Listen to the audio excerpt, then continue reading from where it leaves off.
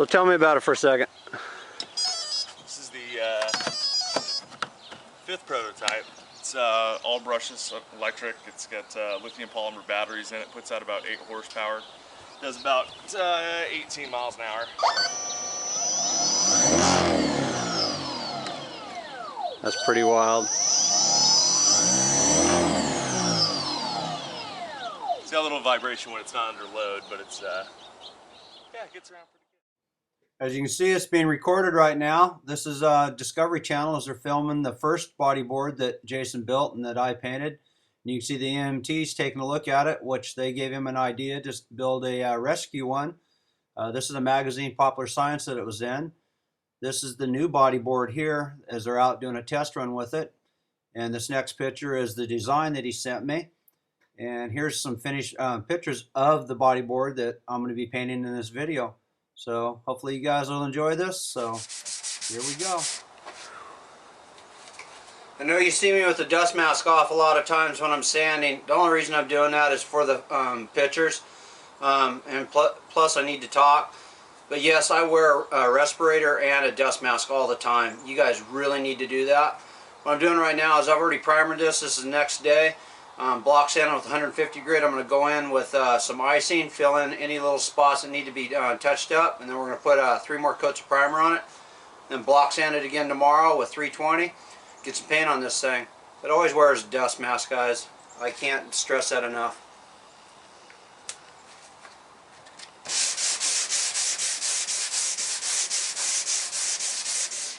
And gals.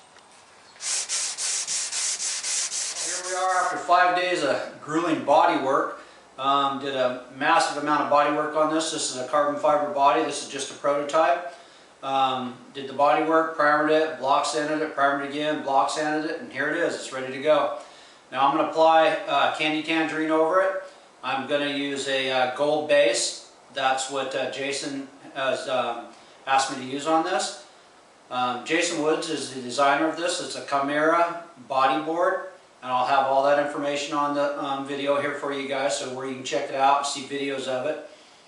The one that I painted for him years ago has already been on American Inventor, and it's also been on Discovery Channel. This one here is going to be going on the TV show called Shark Tank. Pretty excited about that. This one's going to be an industrial type model. It's going to be for rescue, so it's going to go orange, blacks, and silvers. Might throw a little something in it just to put my little spice on it. Sorry, Jason, but that's what I got to do. But we're going to keep it real professional looking on this one. So let's get to applying the color and let you guys sit back and watch. Before we get the color going on this, you'll notice in the background there's 3 companies there. 3 companies that I use all the time. Iwata airbrushes, which I'll be using on this from start to finish. I use them every day in my classes. Coast Airbrush, can't say enough about him. Dave Money. He's the owner of Coast Airbrush.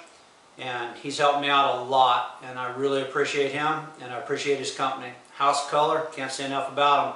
That's what we're going to be using on this, is House Color. It's going to be really bright candy colors on this.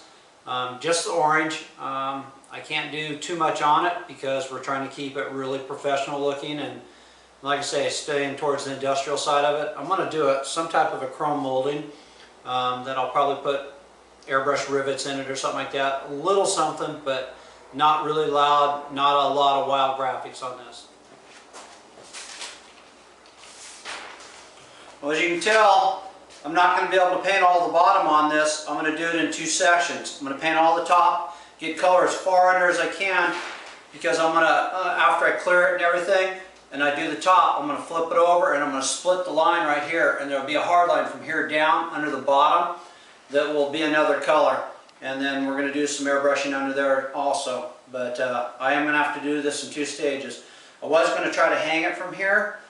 I'm just not real comfortable with that, so we're going to go ahead and do it. It's mixed 2 to 1 with RU 311, and from this point I'm going to go in and apply a couple coats on there, and then we'll put our candy tan. Now I think we're going to do some water drops. I'm just using regular water. The bigger the drop, the longer it takes for it to evaporate. Make it look like it's running out of this.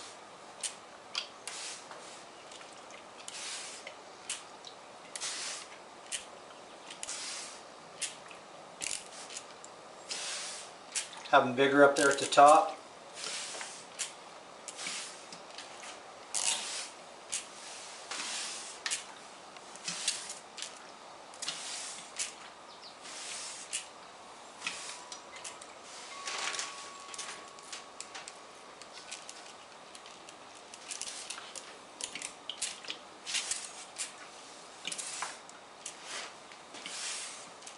Now normally I use a light color and go from the top and spray the light color, but since this is a light color that I'm on, I'm going to use black and go the opposite direction. Now you don't want to bump this or move it or the water will move on you, but we're going to spray the black going up this direction. I got it reduced probably 300% right now. And just kind of put it at an angle and spray it. Keep your air pressure low because you can see I'm already moving.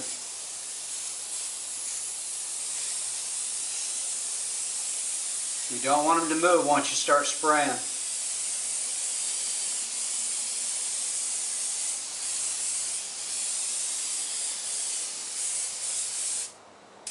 what it looks like when it's all dry. I was going to put a candy over it, but I don't think so. I like the contrast of this. Something you guys have to remember is once this technique is done, if you touch this, it's gonna mar up the paint. It's gonna scratch it and move this around. It won't look like this. So you have to put a coat of SG100 over it, because I still got other artwork to do, and you don't want to disturb this.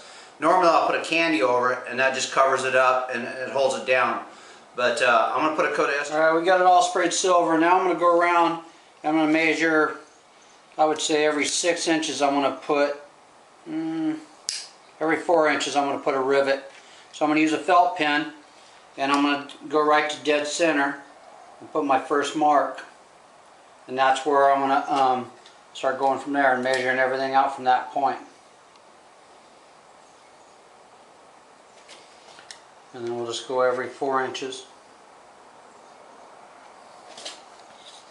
I'm going to do this all the way around. Well, I got carried away. I went ahead and started marking all my rivets where I want them, and I forgot to bevel the edge. First you should bevel the edge and then do that. But I'm going to do about a 1/4 inch bevel.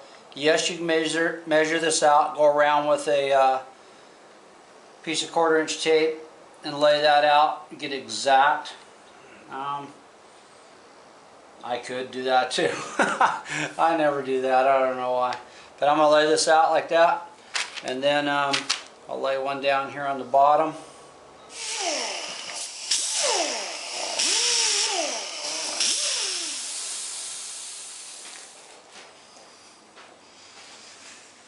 Okay, here's how I see it. Now I've been pretty mild on my graphics. I haven't really went out of the color theme that he wanted to stay with. Sorry about this, Jason, but I had to do this. Gotta have a little bit of creative freedom, and I made an executive decision. That's my story and I'm sticking to it. I'm going to go ahead and add a little bit of orange and yellow flames and a little bit of white around here with some candy. Just one little spot, because this is about rescue. And this is telling everybody that they get there really fast with that flame. So that's why I'm doing the flame for you.